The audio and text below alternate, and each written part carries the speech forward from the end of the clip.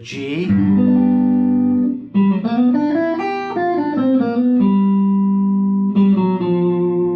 we want C,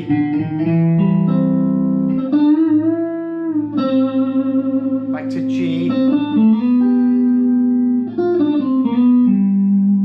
D.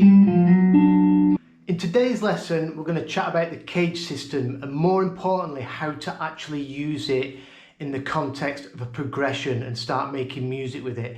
I get so many people coming to me and they said they've been learning the CAGED system, but they're just learning it for one chord up and down the neck with the big chord shapes, and they're wondering why they're not getting better at anything. And it is good to learn all the shapes, but you need to start reducing it down as quick as possible.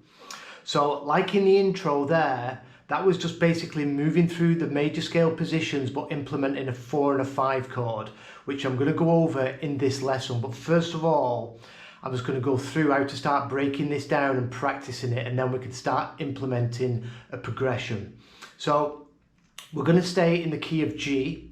So people come to me and they've learned G, so I'm going to go through the CAGED system in G. We've got our G form to our E form, to our D form, into our C, A, and our G form. So hopefully you know that already. So what we want to start doing from that is we want to implement a 4 and a 5 chord. That's what's generally used in blues and a lot of chord progressions in rock and pop. So start implementing that into the CAGED system and you're going to start being able to take it, quite a lot further really quickly. So what I want to do, we're going to stick in the key of G. So position 1, you also need a basic knowledge of your major scale positions, your 5 positions. So position 1, we're going to have this E form bar chord for G. And then when we move up into position 2, we would usually have this D form. But instead there, we're going to move up and implement the 4 chord. So in this position, our 4 chord, which is C major, is the G form. There's your A form for C. There's your G form. There's your inversion. So we're going to put that there where this D form was. So now we've got G, we've got C, and then we're going to move back to the 1 chord, but now we're going to move up into position 3. Now our G there is our C shape. So we're just going to plug that form in there. Then we're going to move up another position and plug in our 5 chord, which is D, which is back to our E form. So our 1 chord here for G is the same in position 4 for our 5 chord. And we know G is here, our C form. So the only thing we're really implementing which is new is this C form. Sorry, this G form for C. Even I get confused. But we can think of this as, so there's C major, C form, to your A form, and then there's your G form which we're using.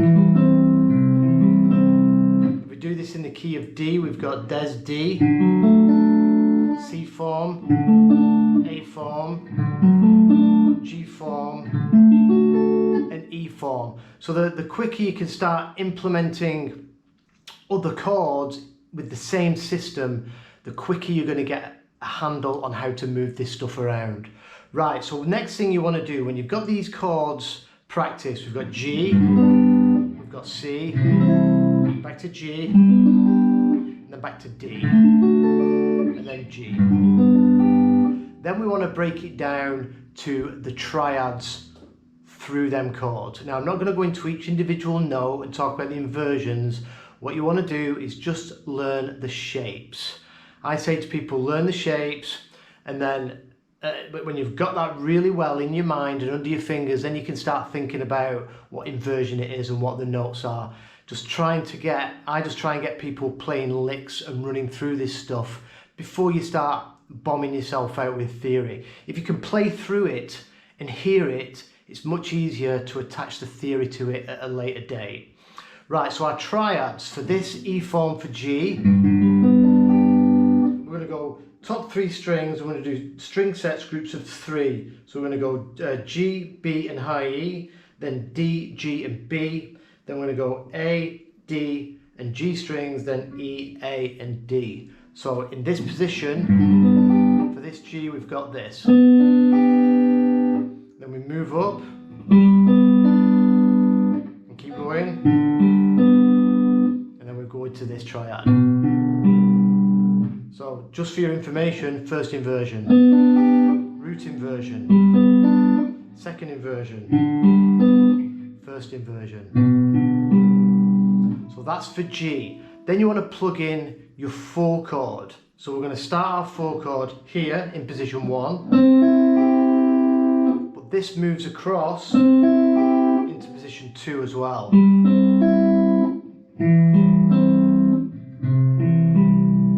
So that's root inversion, second inversion, first inversion, root inversion. That's our 4 chord. Then we're going to go back to the 1 chord out of this shape. So now we've got our D shape here, second inversion, first inversion, root inversion, second inversion. And then we're going to go to our 5 chord in position 4, which is exactly the same triads as we did for our 1 chord in position 1. So first inversion, root inversion, second inversion, first inversion. So once you've got that mapped out, I recommend practicing them.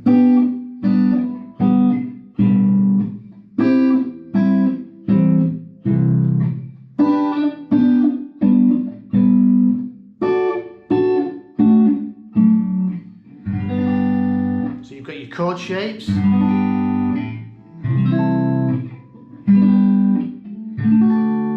Now you've got your triads.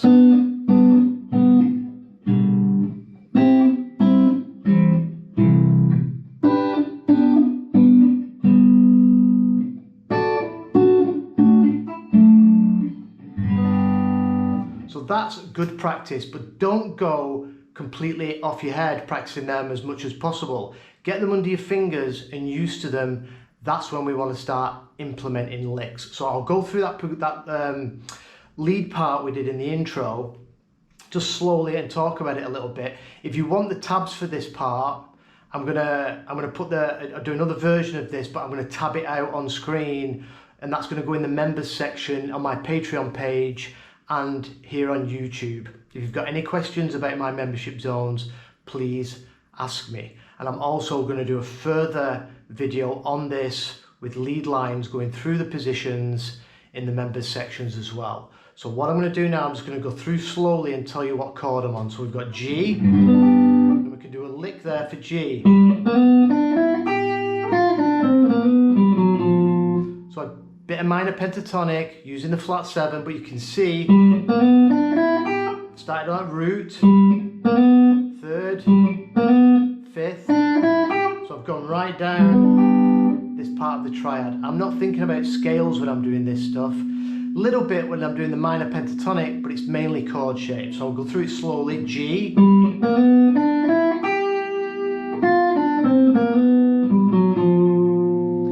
I want to go to my 4 chord, so I'm going to come into the next position. So now I've gone into my G shape for C.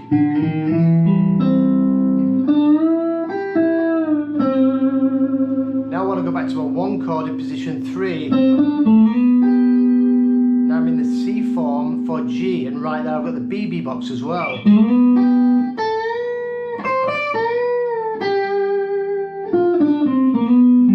There's my chord.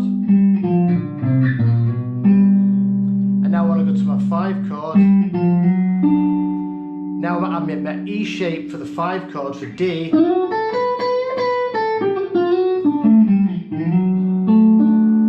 Then I went into the G shape for D. Worked my way down and went back into the G shape for C. So from D. And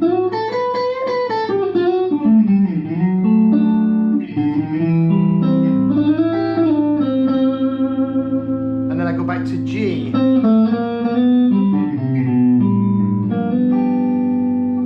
was doing that, that was just a basic lesson just to go through the chord shapes in order. G, now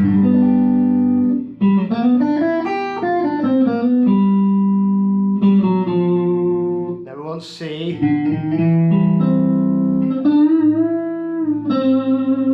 back to G,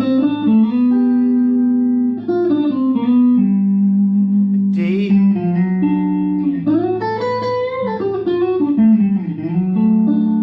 C,